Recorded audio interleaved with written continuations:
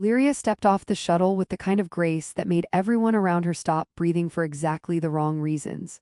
Not that she cared, she never did. Her long ears swept back like twin satellites, catching the pale green glow of the Cerulean Prime docking bay lights, and she tilted her head just enough to suggest she was aware of their effect.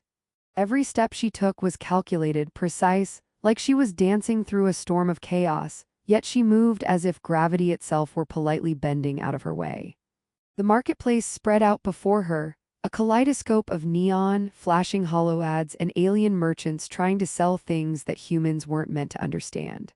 A graviton fruit vendor nearly fainted as she passed, dropping 3 spinning apples that hovered midair before drifting into an unfortunate maintenance droid's head. Lyria ignored all of it. She was on a mission, and missions in her line of work rarely tolerated distractions. Her armor, the Invincible Aegis, whispered against her movements, each panel of its sleek, dark metal sliding and clicking as if eager to respond to her every thought. It was supposed to be the ultimate protection, impenetrable to bullets, blasts, or brute force, but she had a suspicion that something, or rather someone, could activate more than it had ever done before. Something human. And humans were infuriatingly unpredictable. Jonah Riker, in contrast, was the embodiment of chaotic energy. He lurched through the marketplace in a half-run, half-tripping gait, wrench in one hand, snack pack of synthesized protein cubes in the other. His boots kept catching the low-gravity conduits, making him bounce from one half-wall to another with all the elegance of a pinball machine gone rogue. Okay, so either gravity is broken, or the universe is personally mocking me again, he muttered, narrowly avoiding a collision with a floating hollow ad that advertised something about luxury space cat condos. He failed spectacularly and ended up with the protein cubes on his head, looking exactly like an alien hat nobody wanted to buy. Lyria's eyes narrowed. This human was unusual. There was a rhythm to his chaos, an unintentional choreography that seemed to tickle the armor's sensors. She followed him from a distance, long ears flicking in curiosity. Then, without warning, a gang of mercenaries crashed through the marketplace, their weapons firing more like chaotic percussion than coordinated strategy. Plasma bolts ricocheted off stalls, zero-gravity apples floated like tiny planets in the midst of chaos, and one particularly unlucky mercenary slipped on a graviton apple, spinning midair before smacking into the edge of a cantina window.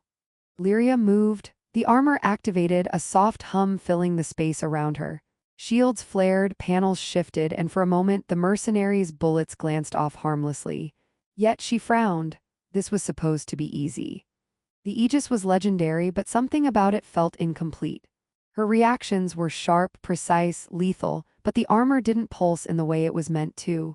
Jonah, oblivious to the danger, tripped into the fray, sending a graviton fruit spinning into the nearest mercenary's chest. "Oops, sorry, gravity's being weird today," he said, brushing imaginary dust off his shoulder as if nothing happened. His foot caught on the edge of a low hovering table, and he stumbled right into Lyria's path.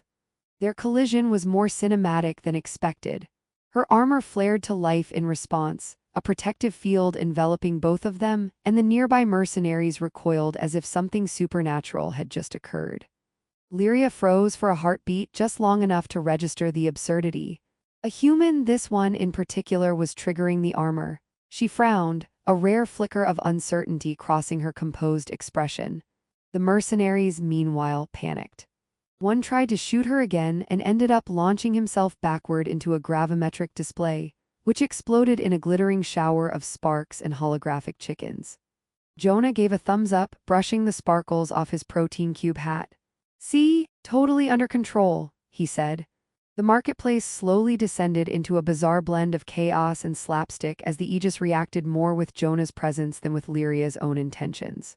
Shields flared, force fields deflected falling crates, and the mercenaries ended up in a tangled pile that could have been mistaken for avant-garde sculpture.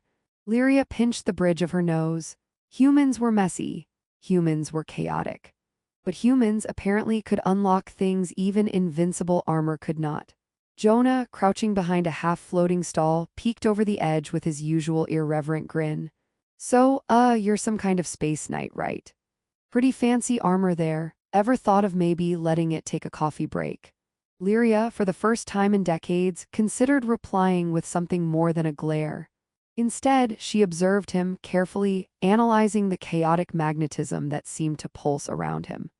The armor thrummed in response, almost impatiently, eager to connect, and Lyria realized that perhaps her own expertise was secondary. This human's presence, his unpredictability, was exactly what the Aegis needed.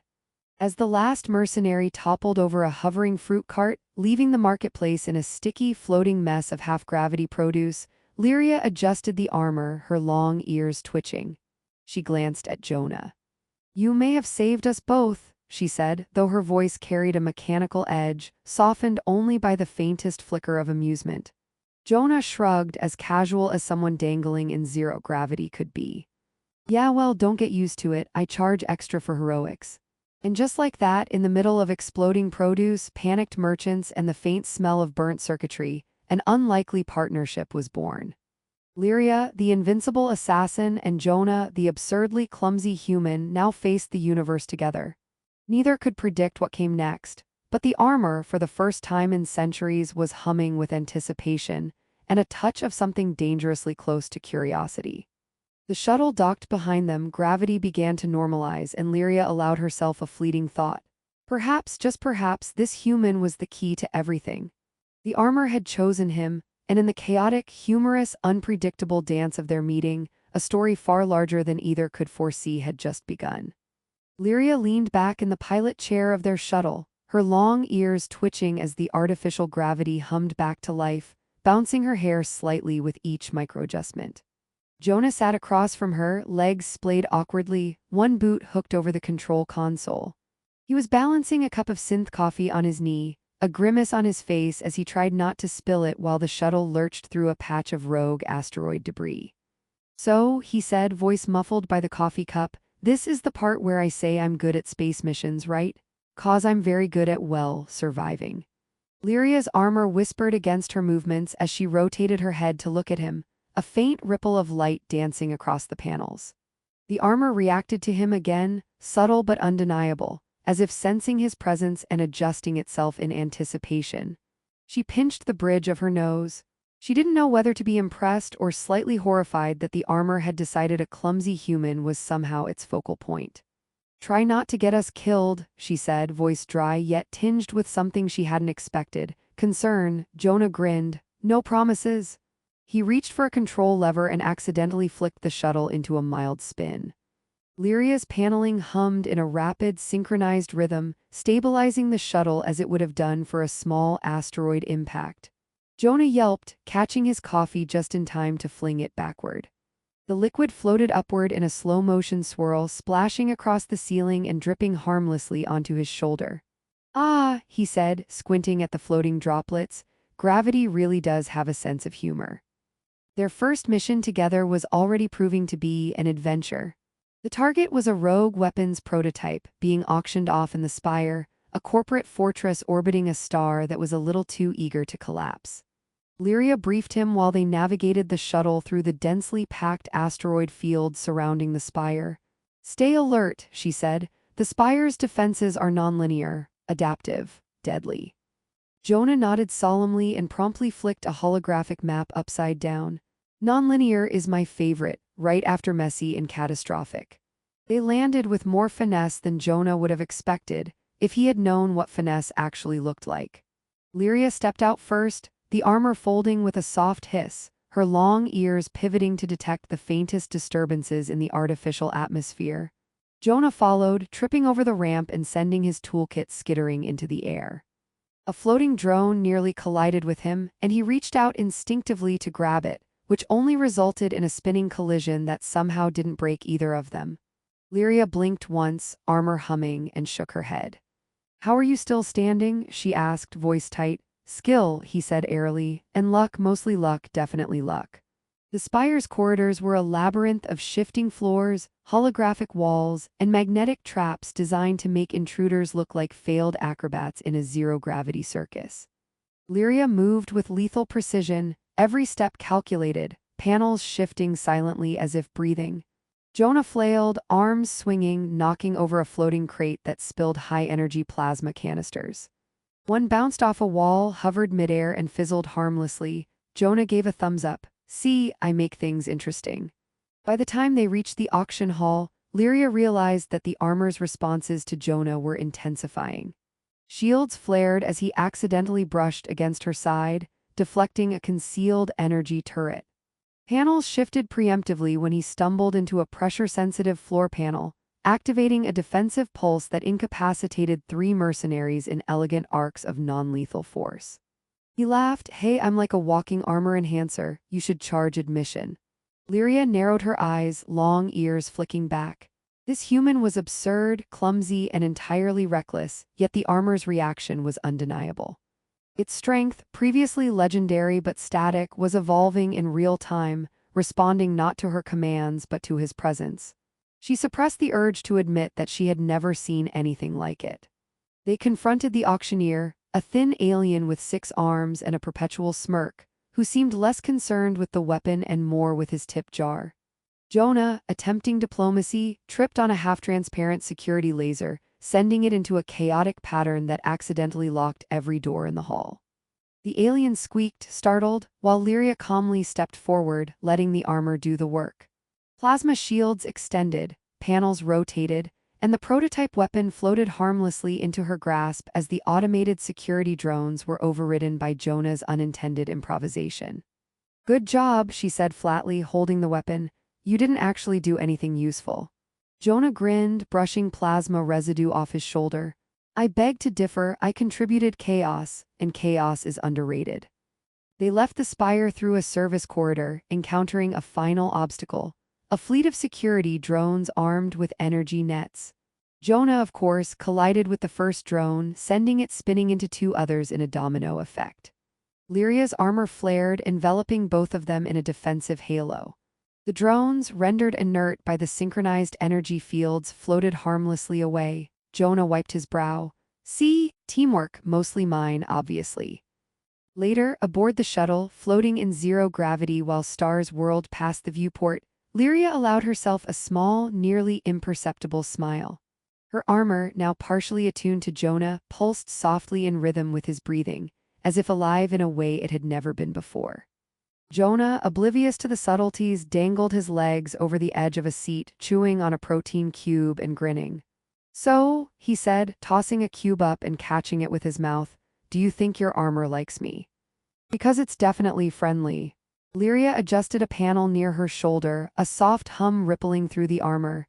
"It's responsive," she admitted cautiously, "more than it should be." Jonah chuckled. "Responsive is good, responsive is fun. Responsive is exactly what you want in a battle armor or a companion, right?" Lyria's ears twitched. Companion. The word felt strange, foreign, yet not unpleasant. For centuries she had relied on herself, her skill, her armor, but now, in the midst of a mission that should have been routine, she realized something had shifted. This human, ridiculous and frustrating as he was, had become more than an anomaly. He was a catalyst. He was unpredictable. He was the only thing that could awaken the armor's full potential. And somewhere deep within her, Lyria knew that the next mission would test that bond, in ways neither of them could yet predict. The stars outside the shuttle shimmered with possibilities, the hum of the engines vibrating in harmony with the armor and Jonah's chaotic heartbeat. The universe was vast, dangerous, and absurdly hilarious, and she was beginning to think she liked it that way. The Obsidian Armada loomed on the viewport like a swarm of black steel locusts, each ship bristling with planet-cracking cannons and energy nets that could snare entire cruisers like toys. Lyria stood at the shuttle's control panel, her long ears pivoting in micro-adjustments, sensing the subtle hums and vibrations in the space around them.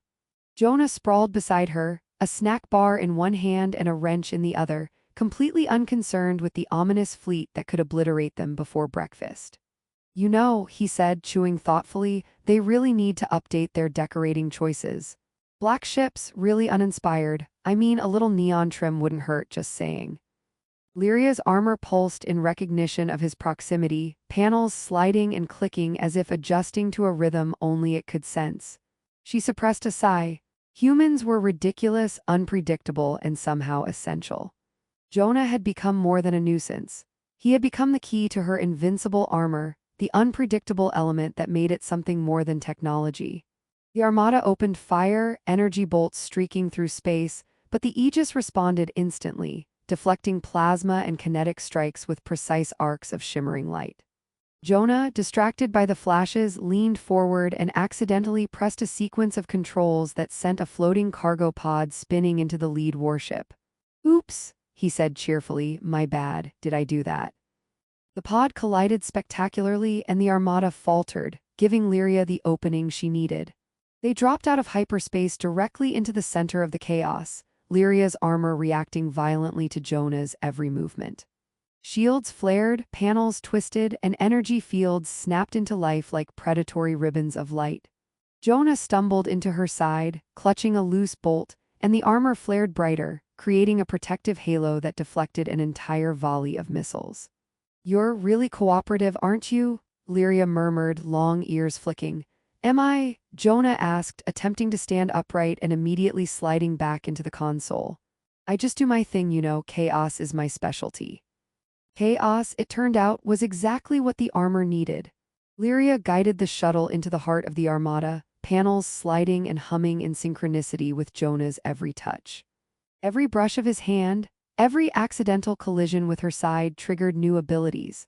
Magnetic shields that pulled enemy drones into harmless spirals, plasma deflectors that turned incoming lasers into spectacular fireworks, and kinetic fields that launched rogue fighters across the void with absurd grace.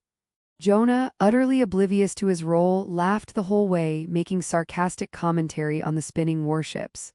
"I feel like a cosmic pinball," he said, ducking a bolt that had somehow ricocheted back at them. They breached the flagship, an enormous structure lined with reinforced gravitic conduits.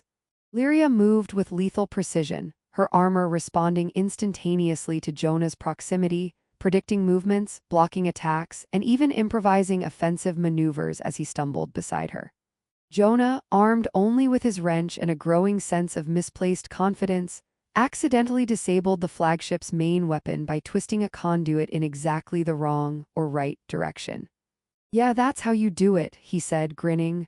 "All part of the master plan, mostly luck, obviously." By the time they reached the command deck, the Armada's leadership realized they had been outmatched, not by skill alone, but by an alliance they could not comprehend. The unpredictable, illogical human presence that unlocked the full potential of the Invincible Aegis. Lyria, holding the flagship's control panel steady, allowed herself a flicker of amusement as Jonah accidentally floated into the enemy admiral, sending both spinning into a containment field. "You have a talent for chaos," she said softly. "And you have a talent for letting me mess everything up," Jonah replied, finally steadying himself and giving her a thumbs up. "I'd say we make a good team." The Armada's defeat was abrupt and almost comical in its execution. Drones spun into the void, cannons deactivated by accidental human intervention, and the flagship drifted inert as Lyria piloted them away. Jonah, of course, managed to trip over a stray console, pressing a button that ejected their shuttle's backup coffee supply into the zero-gravity abyss. "Farewell, caffeine," he said solemnly, watching the floating pods disappear. After the battle, in the quiet of open space, Lyria allowed herself to lower her armor's defensive hum. It had fully attuned to Jonah now, responsive in ways she had never anticipated, pulsing softly with his presence. Jonah floated beside her, dangling a leg over the edge of the seat, casually tossing a floating wrench from hand to hand. "You know," he said, looking out at the scattered wreckage of the Armada, "I think we're kind of awesome, don't you?" Lyria's long ears twitched. "We are effective," she said, choosing her words carefully, "in ways I did not expect." Jonah laughed. "Effective is good, awesome is better. Also, we make a killer pair literally and figuratively." For the first time, Lyria felt something more than the cold efficiency of her armor. She felt connection, warmth, and a quiet sense of relief that she could allow herself to rely on someone. Not just for unlocking the armor's potential, but for partnership, for unpredictability, for humor in the midst of annihilation. She realized she had changed. Her reliance on herself alone had evolved into a reliance on trust, on human intuition, and on a partnership that challenged her meticulously ordered existence. They returned to Cerulean Prime as heroes, the shuttle gliding gracefully through the docking bay while Jonah made running commentary on how dramatic their victory looked. Merchants cheered, floating cats demanded pats, and one particularly bold graviton fruit vendor offered Jonah a discount on apples in thanks for creative demolition. Lyria allowed herself a small smile, catching Jonah's eye. "You are insufferable," she said, though the tone was warm. "And you're ridiculously competent," Jonah replied, floating past her with a mock bow. "Together we're unstoppable," also slightly hilarious. The armor, now fully attuned, hummed gently, no longer cold or impersonal. It moved in harmony with Lyria, responsive to her decisions, and most surprisingly to Jonah's presence.